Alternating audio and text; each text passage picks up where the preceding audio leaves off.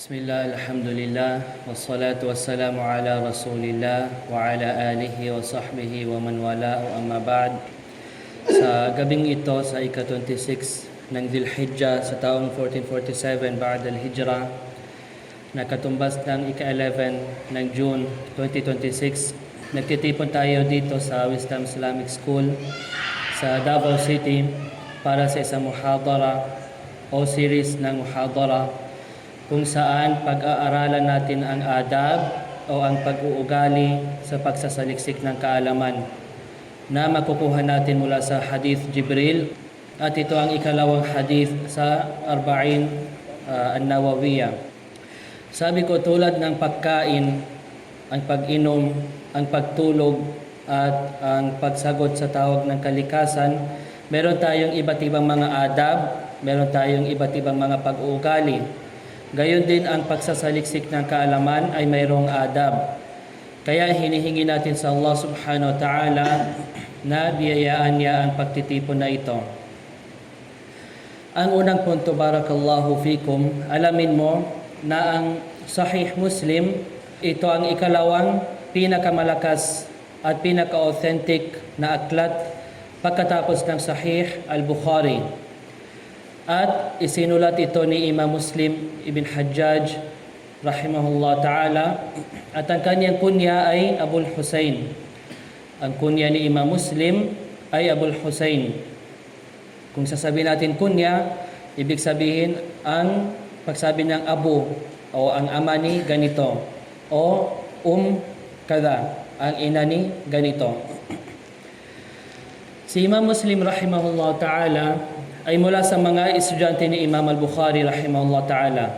Si Imam Muslim ay mula sa mga estudyante ni Imam al-Bukhari rahimahullah ta'ala, ang may akda ng Sahih al-Bukhari. At namatay si Imam Muslim sa taong 261 Ba'd al-Hijra.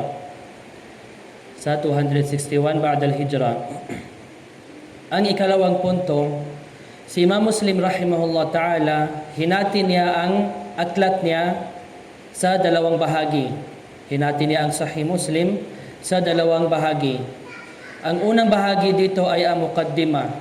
Ang unang bahagi dito ay ang muqaddima, o ang ibig sabihin ng muqaddima ay ang panimula, ang introduction. Dito sa muqaddima ni Imam Muslim rahimahullah ta'ala, binanggit niya ang mahalagang prinsipyo ng mga ulama mula sa mga muhaddithin. Ito ang naging batayan nila, ang basehan nila sa al-jarh wa ta'dil. At mula sa mga binanggit niya dito ay ang salaysay, ang athar na alam natin mula kay Muhammad ibn Sirin rahimahullah ta'ala, inna hadhal ilma din fanzuru amman ta'khuduna dinakum.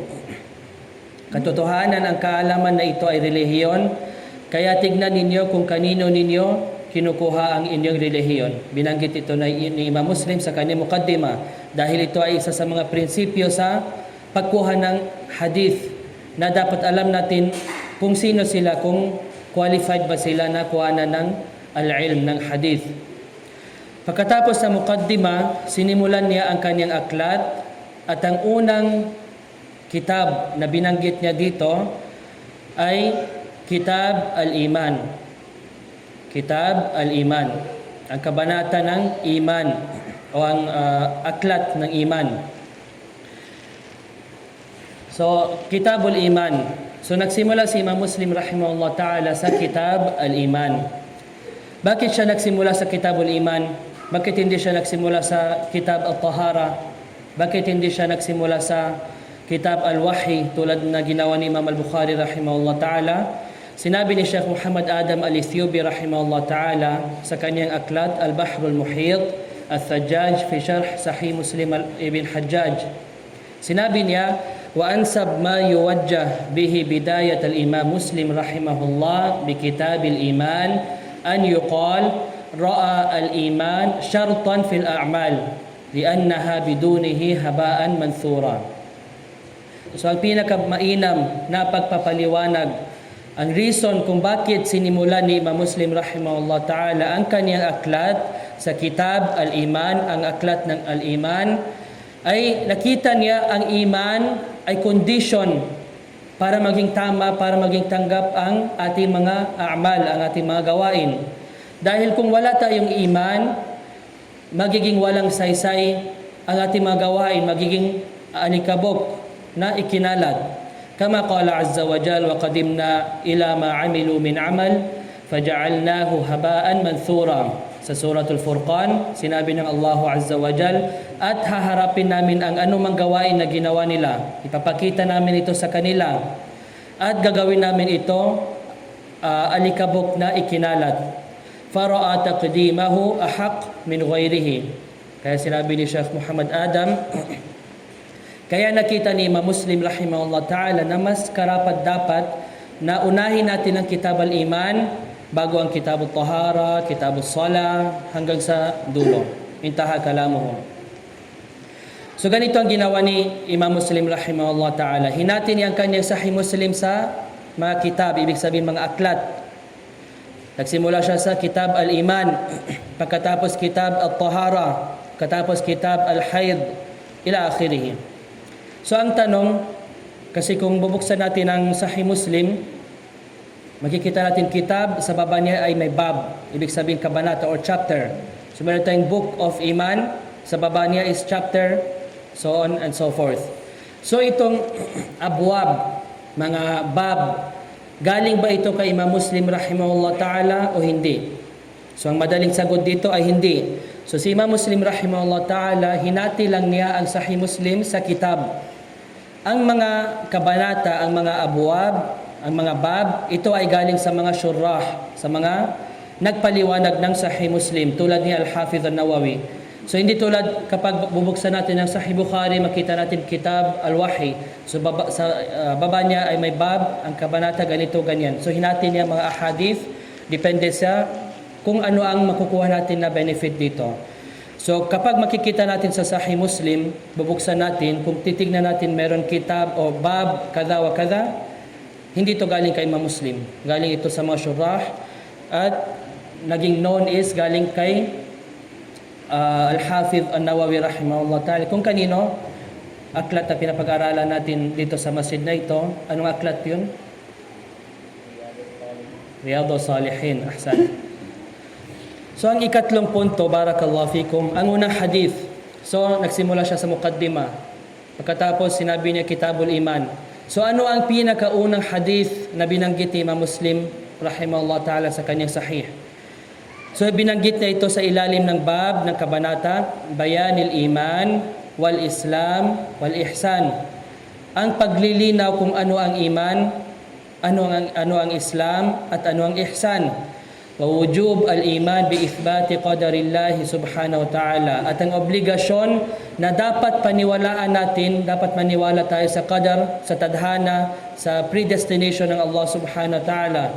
Wa bayanid dalil ala at-tabadri mimman la yu'minu bil qadar. At ang paglilinaw ng katibayan ng dalil, ang katibayan, dapat layuan natin ang mga tao na hindi sila naniniwala sa qadar. At malalaman natin sa qissa ang story dito bi'idhnillah ta'ala. Wa igladhil qawli fi haqqihi, at dapat maging mabigat na salita laban sa kanya. So ito yung bab, ito yung kabanata na binanggit dito. Ang ikaapat na punto, barakallahu fikum, ang isnad ng hadith. Ang ibig sabihin ng isnad ay chain of narration. So syempre Imam Muslim rahimahullah ta'ala, namatay siya anong taon? 261, ahsan. Ipinanganak siya, may nagsabi 202, 203, 204, so sa ganun na taon.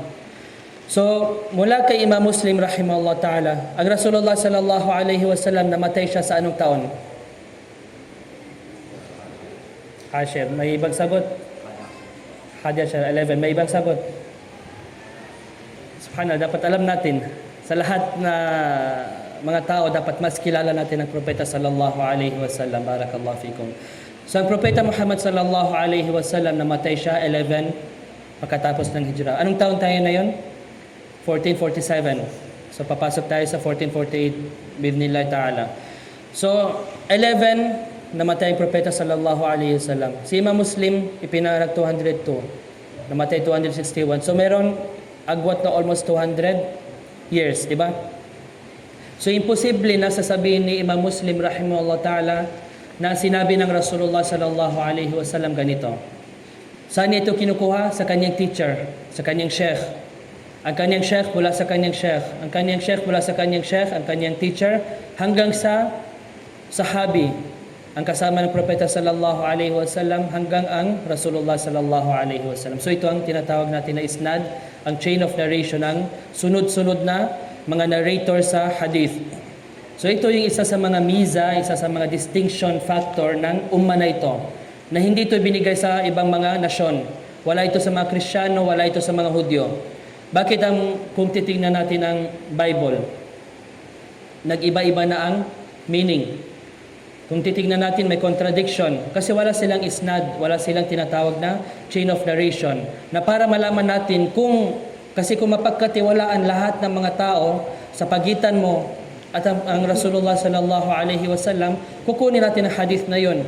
Pero kung may isang tao doon na sinungaling, or sabi natin na mahina ang kanyang memorya, so hindi natin kukunin ang kanyang hadith. So ito ang tinatawag natin na al-isnad. May sinanda ko sa group chat at tapos ko rin sa Telegram ang isnad, ang chain of narration para sa hadith na ito. So pwede ninyo yun gawin as basehan inshallah. So ang hadith na ito, si Imam Muslim rahimahullah ta'ala, binanggit niya ang dalawang isnad. So ibig sabihin na narinig ni Imam Muslim rahimahullah ta'ala ang isang hadith mula sa dalawang sheikh, mula sa dalawang teacher. So isang beses narinig niya dito, pagkatapos ng ilang taon halimbawa, narinig niya ang mismong hadith sa ibang sheikh na naman. At same ang context. Pero iisang hadith lang. So walang pagkakaiba sa hadith. So ang unang isnad, sinabi ni Imam Muslim rahimahullah ta'ala, قال حدثني أبو خيثمة زهير بن حرب قال حدثنا وكيع عن كهمس عن عبد الله بن بريدة عن يحيى بن يعمر. So binanggit niya dito na sinabi ni Imam Muslim, iniulat sa akin si Abu Khaythama, Zuhair bin Harb, ang kanyang teacher. Sabi niya, iniulat sa amin ni Waki', kanyang teacher, mula kay Kahmas, mula kay Abdullah bin Buraida, mula kay Yahya bin Ya'mar. At kukunin natin ang konting information, sino itong mga tao na ito. At ang mga muhaddithin, kapag may dalawang isnad, so imbis na sasabihin nila, sinabi ng teacher ko, ganito, hanggang sa Rasulullah, inarate nila lahat yun, tapos ulitin na naman nila kasi, di ba sinabi natin si Imam Muslim, narinig niyang hadith na ito mula sa ilang sheikh. Dalawa. So, at dati, alam natin ng, kumbaga yung papel is, hindi parang sa atin, madali lang tayo makabili ng notebook. So, para hindi pa ulit-ulit ang sinusulat nila, kasi kung titingnan natin ang hadith na ito, medyo mahaba. So, imbis na sasabihin nila ito, ang sinabi ng teacher ko hanggang sa Rasulullah sallallahu alaihi wasallam, isulat nila lahat ang buong hadith. Ulitin na naman yan. Sinabi ng ikalawang sheikh ko, ganito ang buong hadith. So, kumbaga pinagsasama nila ang dalawang isnad. So, kung titingnan natin ang hadith, meron letra na ha. So, ang tawag dito is tahwil al-isnad. Ibig sabihin, lilipat siya sa ikalawang al-isnad. Waqal, وحدثنا عبيد الله ابن معاذ العنبري وهذا حديثه قال حدثنا أبي قال حدثنا كهمس عن ابن بريدة عن يحيى بن يعمر. So, sinabi niya sa ikalawang isnad, at iniulat sa amin ni Ubaidullah ibn Mu'adh al-Ambari. Ibig sabihin ng pangalawang sheikh ni Imam Muslim. So, kumbaga sa panahon natin, sabi natin na isang beses narinig mo ang hadith mula kay Sheikh Salih Al-Fawzan. Ang ikalawang hadith narinig mo kay Sheikh Abdul Muhsin Al-Abbad. Na napicture niyo kung paano yung picture nito. So sabi niya, at ito ang kanyang hadith. Ibig sabihin, itong love na ito, yung salita na ito mismo ay galing sa ikalawang sheikh ni Imam Muslim. Sinabi niya, iniulat sa amin ng aking ama. Sinabi niya, iniulat sa amin ni Kahmas mula kay Ibn Buraida, mula kay Yahya bin Ya'mar. So, at sa qissa, sa story, makikita natin andun si Ibn Umar, andun si Umar bin Khattab. So sa isnad na ito, meron 9 na mga tao. 9 na mga tao. Ang unang rawi dito, ang unang narrator dito ay si Abu Khaythama Zuhair bin Harb. Abu Khaythama Zuhair bin Harb. At kapag sinabi ni Imam Muslim rahimahullah ta'ala, iniulat sa akin ni Abi Khaythama, ibig sabihin siya ang sheikh, ang guro mismo ni Imam Muslim rahimahullah ta'ala. At sa Sahih Muslim, si Abu Khaythama, siya ang pangalawang sheikh ni Imam Muslim na kung saan pinakamarami niyang napagsalaysayan ng mga ahadith. Na most ahadith narrated, ito si Abi Khaythama, si Imam Muslim. At umabot ang kanyang hadith, 1,281 ahadith. 1,281 hadith. Ibig sabihin, sa Sahih Muslim, maraming mga ahadith. Si Imam Muslim, narinig niya ang iba't ibang mga ahadith na sinulat niya doon, 1,280 times mula sa sheikh na ito.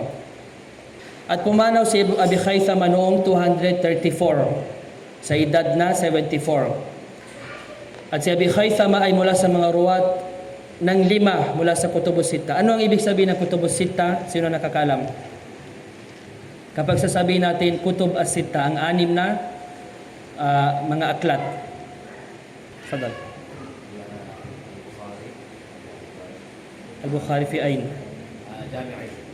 Jami'a o Sahih Nam. Sahih Muslim. Sunan Abi Dawud. An-Nasai. Tirmidhi. Ayun. Ibn Majah. Ahsan. Kung sasabihin natin Kutubus Sitta, marinig niyo ito sa mga klase ng mga masyayikh.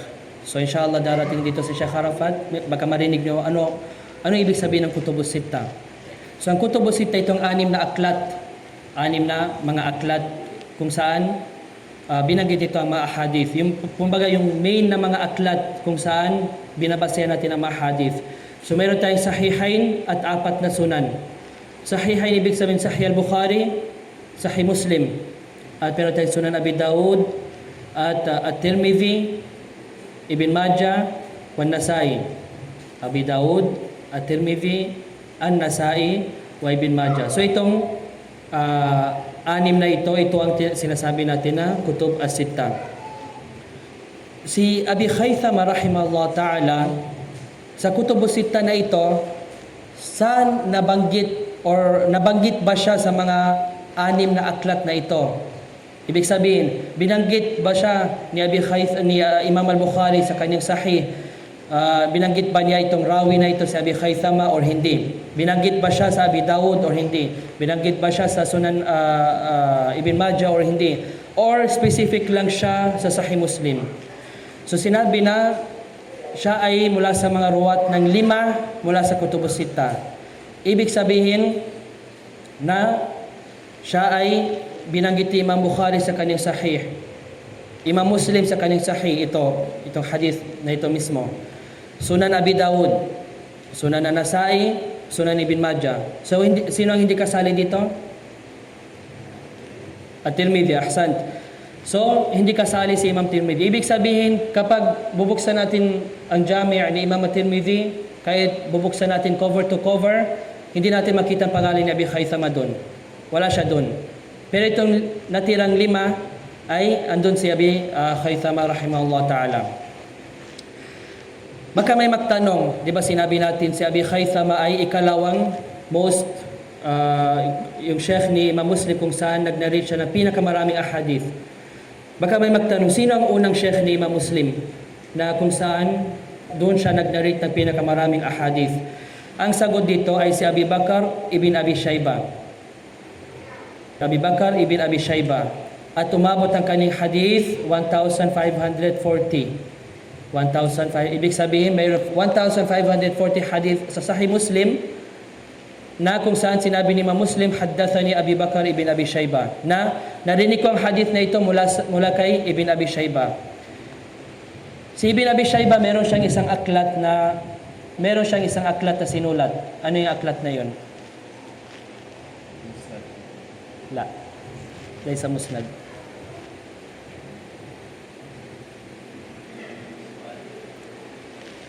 Si Ibn Abi Shayba rahimahullah ta'ala, meron siyang isang aklat na halimbawa kay Imam al-Bukhari meron siyang Sahih, kay Abi Dawud meron siyang Sunan, kay Imam Ahmad meron siyang Musnad. Kay Ibn Abi Shayba ano siya? Ano ang aklat niya? O yung pangalan ng aklat niya?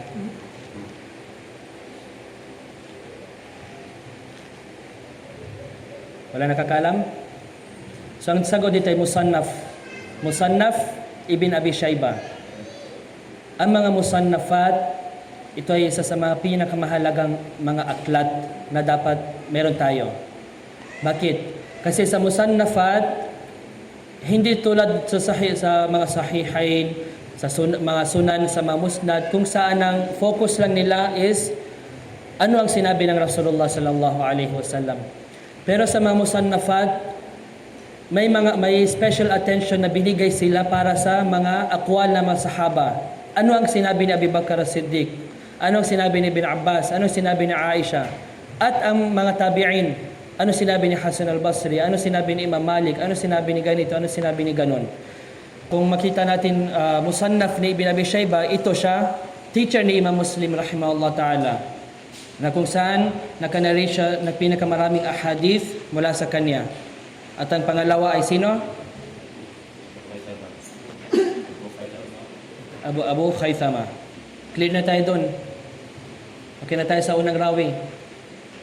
So ang ikalawang rawi dito ay si Ubaidullah ibn Mu'adh al-Ambari. Ubaidullah ibn Mu'adh al-Ambari. At siya rin ay mula sa mga syuyukh ni Imam Muslim. At nabanggit ito sa ikalawang isnad. Kasi kung titingnan natin sa libro mismo, medyo, kung hindi ka nasanay, medyo makalito. Saan dito ang Sheikh ni Muslim, Imam Muslim, saan dito ang Sheikh ni Imam Muslim. So ang ginawa ko is gumawa ko ng shajara, yung tree ng isnad para madali natin ma-visualize. So si Ubaidullah bin Mu'adh, pumanaw siya sa taong 237 ba'da al-Hijra. 237 ba'da al-Hijra. At nagsalaysay mula sa kanya ang 4 mula sa 6 na aima. Sa Sahih al-Bukhari, ibig sabihin makita natin ang pangalan niya sa 4 lang mula sa 6. Makita natin siya sa Sahih al-Bukhari, Sahih Muslim, Sunan Abi Daud, Sunan An-Nasai. Sino ang hindi kasama dito? Tirmidhi wa Ibn Majah. Ahsan. So, kapag bubuksan natin ang jami' ni Imam At-Tirmidhi rahimahullah ta'ala, kahit babasahin natin cover to cover, hindi natin makita ang pangalan ni Ubaidullah ibn Mu'adh al-Ambari. Ganon din sa sunan niya Ibn Majah. Pero sa Sahih al-Bukhari, makita natin pangalan niya. Sahih Muslim, makita natin pangalan niya. Sunan Abi Daud, Sunan An-Nasai, makita natin ang pangalan niya. Ang ikatlong rawi ay ang kanyang ama. Makita natin sa isnad, sabi niya Abuhu, ang kanyang ama. So nag-narrate sa kanya ang kanyang ama. Ibig sabihin ng ama ni Ubaidullah, siya si Mu'adh ibn Mu'adh. Kanyang pangalan ay Mu'adh, ang anak ni Mu'adh. At ang kanyang kunya ay Abu al-Muthanna. Pumanaw siya sa taong 196 ba'da al-Hijra. 196 ba'da al-Hijra. At nagsalaysay mula sa kanya ang Jama'a. Kapag sasabihin natin rawahul Jama'a, automatically 6 na yun. Automatically 6 na yun. So hindi natin kailangan ulitin na nagsalaysay mula sa kanya si Imam al-Bukhari, si Imam Muslim, si Abi Daud, si At-Tirmidhi, An-Nasai, Ibn Majah. Automatic, kung sasabihin natin rawahul Jama'a, makikita natin ang pangalan niya sa 6 na aklat na ito. Clear tayo dun? So para hindi natin ulit-ulitin. Ang ika-4 na rawi mula sa unang isnad ay si Waki'. At siya si Waki' ibn al-Jarrah rahimahullah ta'ala. Namatay siya 196 ba'da al-Hijra. Tulad sino? Tulad kanino? Na Mu'adh bin Mu'adh. So, meron tayong si Imam Muslim. Andun ang dalawang teacher niya, si Ubaidullah at sino? Abu Khaythama. So, itong dalawang sheikh ni Imam Muslim, ang kanilang sheikh, si Waki' ibn Jarrah at si Mu'adh bin Mu'adh, sila dalawa namatay sila sa isang taon sa 196 ba'da al-Hijra. At si Waki' rahimahullah ta'ala, nagsalaysay mula sa kanya ang Jama'a. Sino ang Jama'a? Ang 6, ang Kutubus Sitta. Ang Kutubus Sitta. So nagsalaysay ang 6 na mga aima mula kay Waki' ibn Jarrah sa kanilang mga aklat. At sino ang isa sa mga sikat na estudyante ni Waki' ibn Jarrah. Sino nakakaalam? Ahsan, Imam Shafi'i rahimahullah ta'ala. Ano pangalan niya? Muhammad ibn Idris Ash-Shafi'i. Kailan siya namatay? 204 after Hijrah. So Imam Shafi'i rahimahullah ta'ala, mula sa kanyang teacher ay si Waki' ibn Jarrah. Ang ikalimang rawi ay si Kahmas. At siya si Kahmas ibn Al-Hasan. Namatay siya 149 ba'da al-Hijrah. 149 ba'da al-Hijrah. So, mula kay Kahmas, meron siyang dalawang estudyante. Si Waki' at si Mu'adh bin Mu'adh. At sa kanila dalawa, meron dalawa pang estudyante. Si Abu Khaythama wa Ubaidullah. At mula sa dalawang teacher na ito, sino kumuha ng hadith na ito? Imam Muslim. Ahsan, si Imam Muslim. Kung makita ninyo yung sa shajara na nasend ko, ma-visualize ninyo. So, mula kay Kahmas papunta sa Rasulullah, isang isnad na yan. So, nagsalaysay mula kay Kahmas ang jama'a, ang anim na mga aimma. Ang ika-anim na rawi ay si Abdullah ibn Buraida. Abdullah ibn Buraida. Wa huwa Abdullah ibn Buraida ibn al-Husayb al-Aslami. Si Abdullah ibn Buraida, nagsalaysay siya ng mga ahadith, nag-narrate siya ng mga ahadith mula sa kanyang tatay si Buraida, mula kay Ibn Abbas, mula kay Ibn Umar, mula kay Abdullah ibn Amr, mula kay Abdullah ibn Mas'ud, mula kay Abdullah ibn Mughaffal, mula kay Abu Musa al-Ash'ari, mula kay Abi Huraira, mula kay Yahya bin Ya'mar at iba pa. Ulitin natin si Ibn Abbas, Ibn Umar, Abdullah ibn Amr, si Ibn Mas'ud, Abdullah ibn Mughaffal, Abu Musa al-Ash'ari, Abu Huraira, Waqil Aisha, pero may mga nagsabi na hindi niya narinig ang mga hadith mula kay Aisha. At si Yahya bin Ya'mar ang isa sa mga ruwat dito. So kapag sasabi natin may isang rawi na nag-narrate mula sa mga sahaba, ano tawag natin itong sa tao na ito? Tabi'i. Siya ay isa sa mga tabi'in. Si Abdullah bin Buraida ay mula sa mga tabi'in. Kasi nag-narrate siya ng mga hadith, na-meet niya ang mga sahaba, at kumuha siya ng kaalaman mula sa mga sahaba radiyallahu anhum. At namatay si Abdullah bin Buraida 115 ba'da al-Hijrah. At nagsalaysay mula sa kanya ang al-Jama'ah, ang anim na aimma. Ang ikapitong rawi dito ay si Yahya bin Ya'mar. Yahya ibn Ya'mar. Nagsalaysay siya mula kay Uthman bin Affan, Ali ibn Abi Talib, mula kay Ammar, mula kay Abi Dharr, mula kay Abi Huraira, mula kay Abi Musa al-Ash'ari, mula kay Abi Sa'id al-Khudri, mula kay Aisha. Afwan, yung kanina is yung may khilaf kung narinig mula kay Aisha or hindi, is dito kay Yahya bin Ya'mar, hindi kay Abdullah bin Buraida. Nakarinig rin siya ng mga hadith mula kay Ibn Abbas, mula kay Ibn Umar, mula kay Jabir bin Abdullah, mula kay Abu al-Aswad Du'ali at iba pa.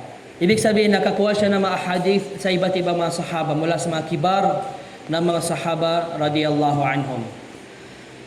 At nagsalaysay mula sa kanya ang jama'a. Si Yahya bin Ya'mar, makita natin pangalan niya sa Kutubus Sitta. At sa Sahih Muslim specifically, makita natin meron siyang 8 ahadith. Meron siyang 8 ahadith. At ang ikawalong rawi dito ay si Abdullah bin Umar, sahabi. Tapos na tayo sa mga tabi'in at mga tabi'in. Dito na tayo sa medyo madali. Si Abdullah bin Umar radiyallahu anhu. At hindi siya nabanggit kanina sa isnad dahil darating pa lang ang kanyang kwento na babasahin natin. At si Umar bin Khattab, may mga bagay na babanggitin sana natin about sa kanila, pero sa ibang oras na lang dahil sa kakulangan ng oras. Ang ikalimang punto, tapos na tayo sa isnad. Ang ikalimang punto, ang mga aral na makuha natin mula sa isnad ng hadith na ito.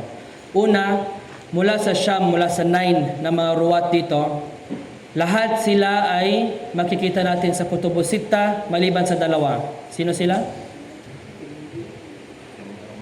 Abu Khaythama wa Ubaidullah.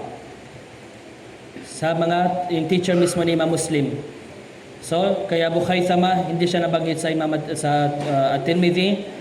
Si Ubaidullah bin Muadh hindi siya nabanggit sa Tirmidhi wa Ibn Majah. The rest rawahu jama'a. Makita natin sila lahat, ilan yun, mga 7 na mga ruwat, automatic na sa Kutubu Sitta sila. Ang ikalawang punto, ang ikalawang benefit na makuha natin sa isnad na ito ay mayroon 3 rawi dito na lahat sila ay mula sa mga tabi'in. 3 ruwat mula sa mga tabi'in na nag-narrate sila ng hadith mula sa isa't isa. Si Kahmas, si Abdullah bin Buraida, wa Yahya bin Ya'mar. So ang 3 ito ay mula sa mga tabi'in. So ano ang makukuha natin na benefit dito? Na ang mga salaf, rahimahumullah ta'ala, kumukuha sila ng kaalaman mula sa isa't isa. Hindi sinasabi ng isa na pareho lang tayong estudyante, kaklase lang tayo, at hindi ako mag-aaral sa iyo, hindi ako kukuha ng benefit mula sa iyo. Bagkus kumukuha sila ng benefits mula sa isa't isa. At nagsasalaysay sila ng ahadith mula sa isa't isa. At ang ikatlong benefit dito ay makukuha natin na ang riwayatu sahabi anis sahabi, ang pagsalaysay ng isang sahabi mula sa isang sahabi. At sino sila dito? Abdullah bin Umar wa Umar bin Khattab. Si Abdullah bin Umar, anong connection niya kay Umar bin Khattab? Tatay niya. Si Abdullah bin Umar ay anak ni Umar bin Khattab. At ang isa sa benefit dito ay ang riwaya, ang pagsalaysay ng isang anak mula sa kanyang tatay. Dito natin makikita ang tarbiya ng mga sahaba radiyallahu anhum at ang mga salaf, dahil meron pang isa pang rawi dito na nagsalaysay mula sa kanyang tatay. Sino siya? Muadh wa ibnuhu Ubaidullah. So Ubaidullah an abihi, Abdullah bin Umar an abihi.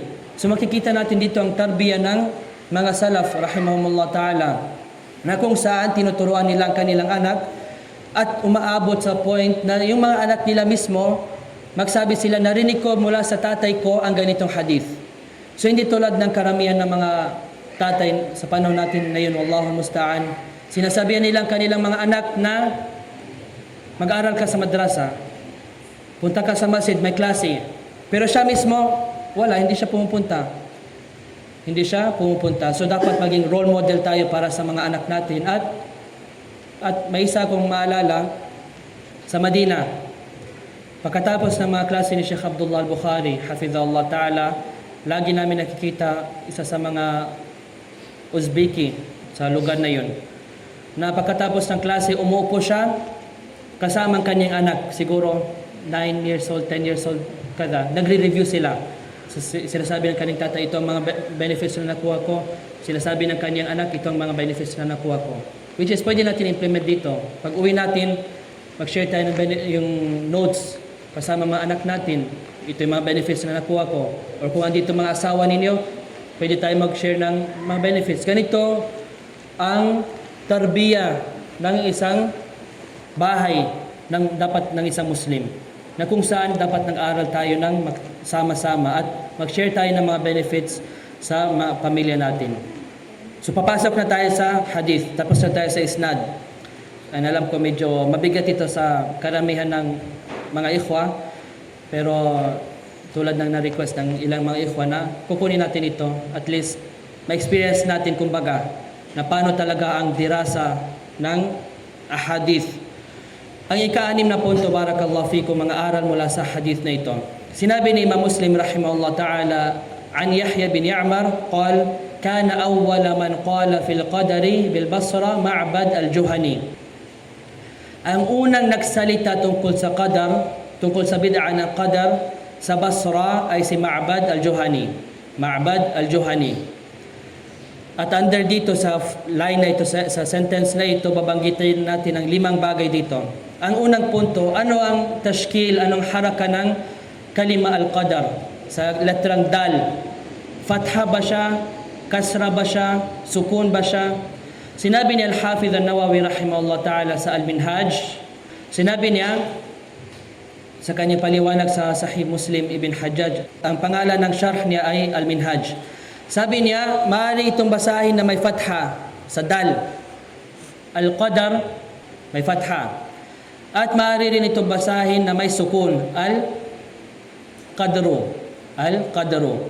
So pwede fatha, pwede siya sukun. So itong dalawa na ito ay jaiz lugatan. Yani kapag may marinig tayo na magsabi na Al-Qadar or Al-Qadr, tama siya. At mula doon is nabasa natin kanina sa Salatul Maghrib, inna anzalnahu fi laylatil qadr. Anong tashkil ng dal doon? Sukun. So pwede siya bil fatha, pwede siya bisukun. At may isang kwento dito, naalala ko isa sa mga masyayikh na binanggit niya. At dito natin makikita ang benefit na bakit, kasi kung bubuksan natin ang mga aklat na mga ulama, kadalasan wala itong tashkilat, wala itong mga harakat. So sabi niya na minsan sa mga kutub ng Al-Jarh wa Ta'dil, makita natin ang word, si fulan rumiya bil qadar. Rumiya bil qadar. Ibig sabihin na paratangan siya o na-accuse siya na tungkol sa qadar. Ibig sabihin naligaw siya pagdating sa iman sa qadar. Or kabilang siya sa sekta ng Al-Qadariyah. At kukunin natin inshallah saan sila nakaproblema bibnillah ta'ala. So may iba na pagbasa nila dito ay bil kasra sa qaf, al-qidr. Ano ibig sabihin ng al-qidr?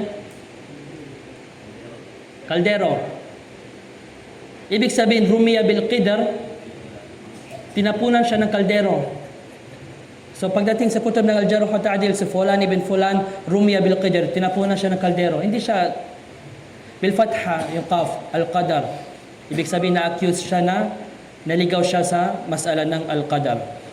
So kaya dapat mag-aral tayo ng lugatul Arabiya. At dapat alam natin ano ang binabasa natin para hindi tayo magkamali dito. Ang ikalawang punto, ano ang problema dito yung sa masala ng qadar? So although babanggitin ito later on sa qissa, pero para may idea na tayo kumbaga, ano ang issue nila dito? Sinasabi nila sa madaling salita is ang Allah subhanahu wa ta'ala, di ba ang akida natin bilang Ahlus Sunnah wal Jamaah, ang Allah subhanahu wa ta'ala ay mayroon siyang kaalaman. Perfect ang kanyang kaalaman. Alam niya anong nangyari hanggang sa Yawmul Qiyamah. Kumbaga infinite ang kanyang kaalaman. So alam niya anong mangyayari bukas. Alam niya anong mangyayari next year. Alam niya anong mangyayari after 100 years. So klaro ito. Ang mga Qadariyah, yung mga tao na ito, sinasabi nila, ang Allah subhanahu wa ta'ala ay wala siyang kaalaman tungkol sa mangyayari hanggang sa mangyayari ang bagay na yon.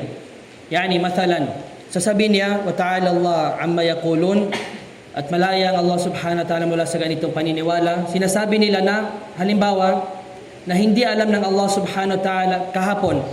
Hindi alam ng Allah subhanahu wa ta'ala na magkakaroon tayo ng dars na ito na yon, ang muhadara na ito. At hindi niya alam na kayo uupo kayo dito sa ganitong oras sa masjid na ito. Unless sa oras na ito mismo, nung umupo kayo, doon panalaman ng Allah subhanahu wa ta'ala. So ito yung dito naligaw ang sekta ng Al-Qadariyah kung saan sinasabi nila na ang Allah subhanahu wa ta'ala hindi niya alam anong mangyari until mangyari ang bagay na iyon. So ang ikatlong punto, ang kalima na Al-Basra. Al-Basra na binanggit sa qissa na ito. Sinabi ni As-Sam'ani rahimahullah ta'ala sa Al-Ansab, banaha Utbah ibn Ghazwan fi khilafati Umar ibn al-Khattab radiyallahu anhu, banaha sanata 17 min al-Hijra wa sakanaha an-nas sanata 18 wa lam yu'bad as-sanam qat ala ardiha. So itong Basra na ito, dati walang nakatira dito. So sa khilafa ni Umar bin Khattab, nung siya yung pinuno ng mga Muslimin, under kay Utbah ibn Ghazwan, may isang tao, ito ang pangalan niya, sila ang gumawa ng Al-Basra sa taong 17 ba'da al-Hijra. At nagkaroon ng mga tao dito sa lugar na ito sa taong 18. So 1 year after siya na-build, doon pa nagkaroon ang mga tao dito. At sinabi niya sa Ma'ani rahimahullah ta'ala na kahit kailanman dati, walang sumamba si Revolto sa lugar na ito. Kasi walang nakatira in the first place. At sa panahon natin na yun, saan ang Basra? Anong bansa? Iraq. Sa Iraq. Al-Basra ay nasa Iraq. Ang ika-4 na punto, si Ma'bad al-Juhani. Ma'bad al-Juhani. Sino ito? Sinabi na ang una na nagsalita tungkol sa qadar sa Basra ay si Ma'bad al-Juhani. Si Ma'bad al-Juhani, siya ay Basri. Ibig sabihin taga Basra, itong lugar na ito. At nabanggit sa Tahdhib at Tahdhib. At Tahdhib at Tahdhib, sino nagsulat ng aklat na ito? May nakakalam? Ibn Hajar al-Asqalani rahimahullah ta'ala. Ahsan. Tahdhib at Tahdhib. Kung gusto natin malaman sino ang mga ruwat sa mga ahadith, sino si Fulan, sino si Waki', sino si Yahya bin Ya'mar, ito ang isa sa mga libro na dapat balikan natin. Tahdhib at Tahdhib. Sinabi na tungkol kay Ma'bad al-Juhani, wa rawa anhu al-Hasan wa Qatada wa Malik bin Dinar wa Muawiyah bin Qurra wa Auf al-A'rabi wa ghayrihim. Nagsalay siya, ibig sabihin mula sa mga estudyante niya si Al-Hasan. Sino si Al-Hasan dito? Al-Hasan al-Basri wa Qatada as-Sadusi wa Malik bin Dinar. So itong mga malalaking mga ulama mula sa mga tabi'in, mula sa mga teacher nila ay itong tao na ito si Ma'bad al-Juhani. Qala Abu Hatim. Sino si Abu Hatim dito? Ar-Razi o Al-Busti? Ar-Razi. Si Abu Hatim al-Busti, siya si Ibn Hibban. Pero kung gusto natin malaman sino yung head, isa sa mga malaking ulama ng Jarh wa Ta'dil, siya si Abu Hatim al-Razi. Si Abu Hatim al-Razi rahimahullah ta'ala qala an Ma'bad al-Juhani kana saduqan fil hadith. Pagdating sa hadith, anong level niya? Siya ay saduq. So sa madaling salita, kung sabihin natin sa isang chain of narration, kung lahat sila is mapagkatiwalaan, tapos may isang rawi na saduq, automatic ang hadith na yun ay hasan. Hindi siya sahih. So inshallah kung magkaroon tayo ng klase sa Mustalah al-Hadith, mas maging madali ito inshallah. Wa kana awwal man takallama fil qadari bil Basra. Siya ang una na nagsalita tungkol sa qadar, ang bid'a ng qadar sa Basra. Wa kana ra'san fil qadar. Siya ang pinuno, ang leader ng itong sekta na ito ng Qadariyah. Qadim al-Madina fa afsada biha unasan. Dumating siya sa Al-Madina at marami parang naligaw dahil sa kanya. Maraming mga tao naligaw dahil sa taong ito. At sinabi niya Imam al-Auza'i rahimahullah ta'ala, awwal man nataqa fil qadari rajulun min ahli al-Iraq. So ang una na nagsalita tungkol sa qadar ay isang lalaki mula sa Iraq. Na ang kanyang pangalan ay Sausan. Ganun ang pangalan niya, Sausan or Susan. Kana Nasraniyan. Dati siyang Kristiyano. Itong tao na ito taga-Iraq, siya isang Kristiyano. Fa-aslama, pumasok siya sa al-Islam. Thumma tanassara. Tapos umalis na naman siya sa Islam, nagbalik Kristyan siya. Kristiyano siya, pumasok siya sa Islam, nagmurtad at naging Kristiyano siya ulit. So si itong Ma'bad al-Juhani, saan niya kinuha itong idea ng ang Allah subhanahu wa ta'ala, wala siyang alam hanggang sa mangyari ang bagay na ito, mula sa Nasrani na ito, mula sa Kristiyano na ito. Ibig sabihin, wala itong basehan sa al-Islam. Kinuha niya ito mula sa isang Kristiyano. Intaha kalamuhu. At sinabi niya Al-Hasan al-Basri rahimahullah ta'ala, iyyakum wa ma'badan fa innahu dallun mudil. Sinabi ni Hasan al-Basri rahimahullah ta'ala, mag-ingat kayo mula kay Ma'bad.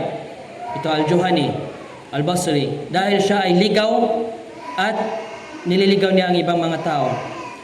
So ang ikalimang punto, anong mga fawaid na makukuha natin dito? Anong mga benefits na makukuha natin mula dito?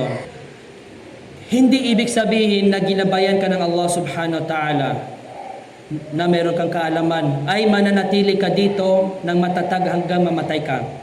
Ito si Ma'bad al-Juhani, siya ay kabilang sa mga ruwat, mga narrators na mga hadith.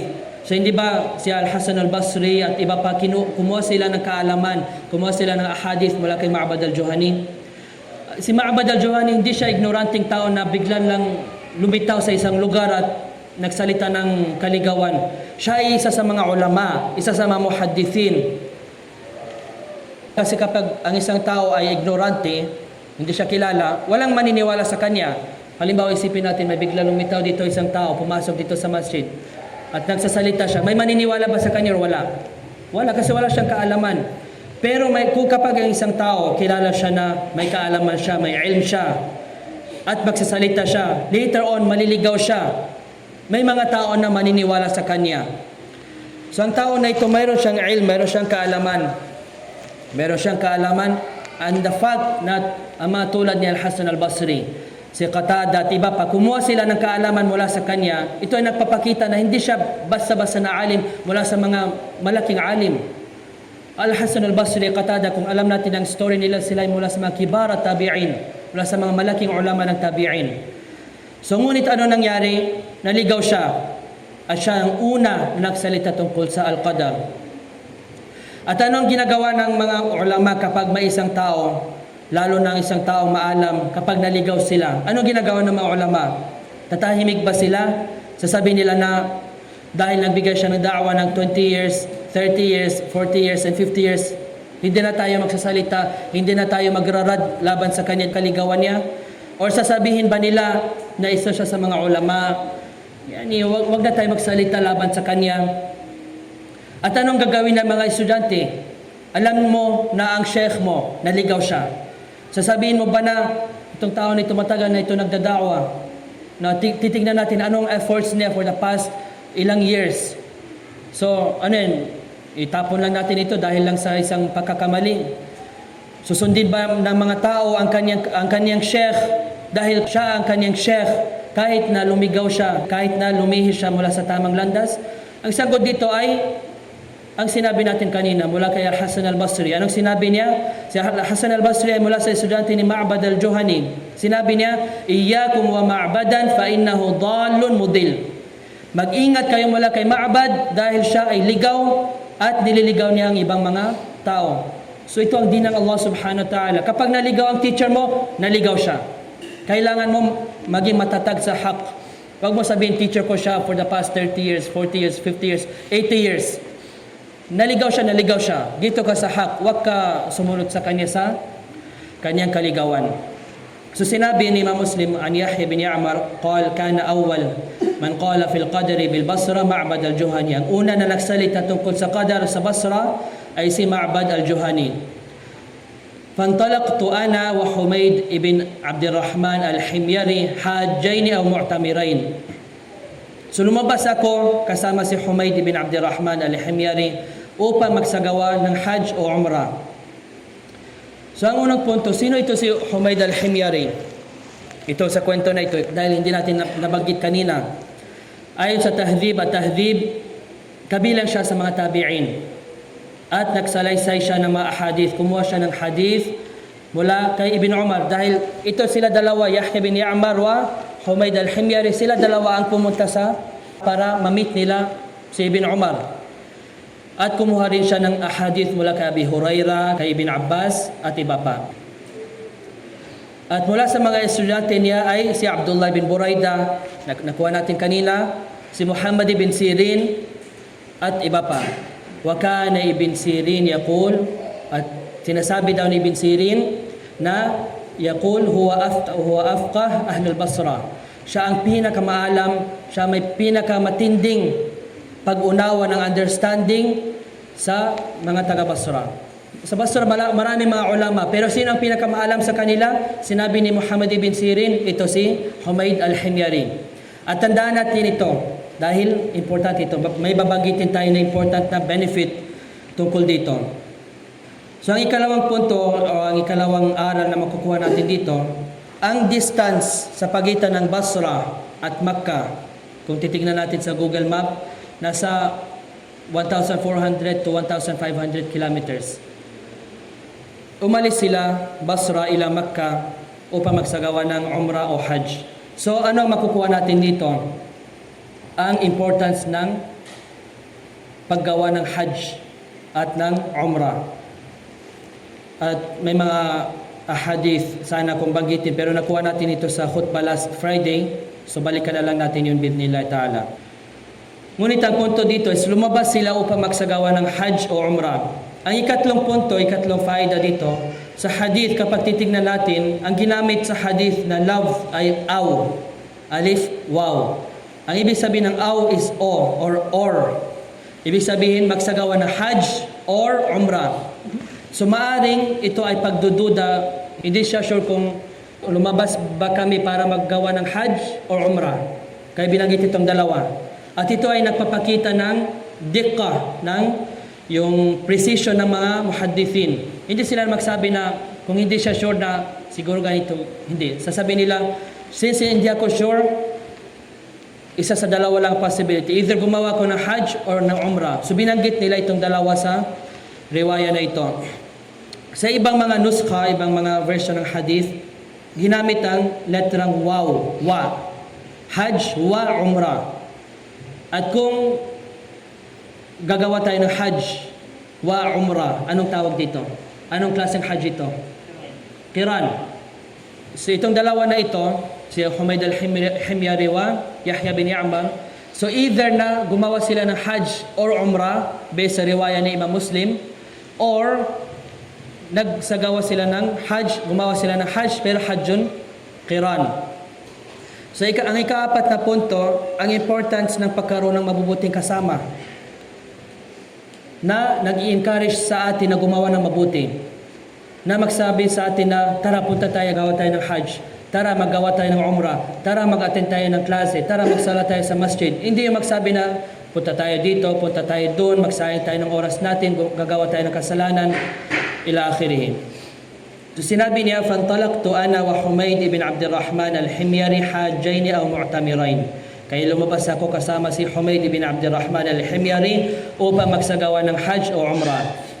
فقلنا لو لقينا أحدا من أصحاب رسول الله صلى الله عليه وسلم فسألناه عما يقول هؤلاء في القدر.